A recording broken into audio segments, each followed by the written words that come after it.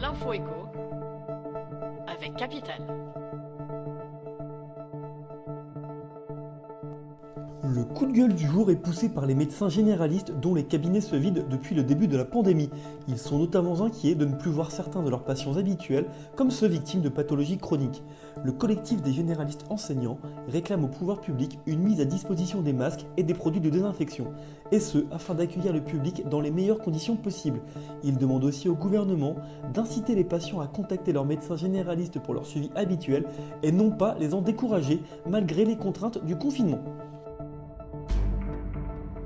L'infopratique capitale. Voici une mesure exceptionnelle pour l'emploi à domicile. Depuis ce lundi, un particulier peut mettre son salarié en chômage partiel. Comment faire si vous ne pouvez pas ou vous ne voulez pas payer les heures non travaillées de votre assistante maternelle ou de votre femme de ménage? Comme d'habitude, votre employé doit faire sa déclaration d'heures pour le mois de mars. Une nouveauté de votre côté, vous aurez cette fois-ci 2 volets à remplir.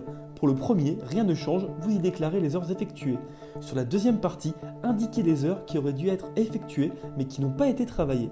Vous devrez alors les régler à hauteur de 80%, somme qui vous sera remboursée dans les 15 jours par l'URSSAF. Retrouvez les détails de ce dispositif sur notre site. Le chiffre du jour, 14, c'est le nombre d'enseignes de franchise repérées par Capital pour tous ceux qui veulent lancer leur activité. Avec plus de 2000 réseaux en activité dans l'Hexagone, les possibilités ne manquent pas. Si la restauration et l'équipement de la maison sont des secteurs très prisés, il existe bien d'autres options. Plusieurs critères sont à prendre en compte. La solidité de l'enseigne, la somme à payer comme droit d'entrée et la redevance que vous aurez à régler aux franchiseurs. Parmi les créneaux prometteurs, les dépôts-ventes. Pour rejoindre le jeune réseau au vide-grenier, qui compte 25 magasins, vous devrez débourser 15 000 € en droit d'entrée et disposer d'une grande surface.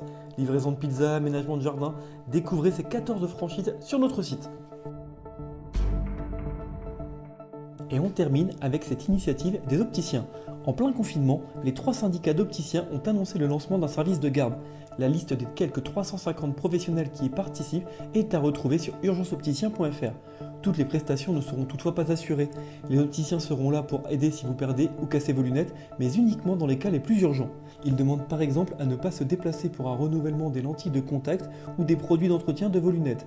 Notez que ces opticiens ne seront ouverts que de 9h à 13h, 1 à 2 fois par semaine, et qu'il faut obligatoirement prendre rendez-vous.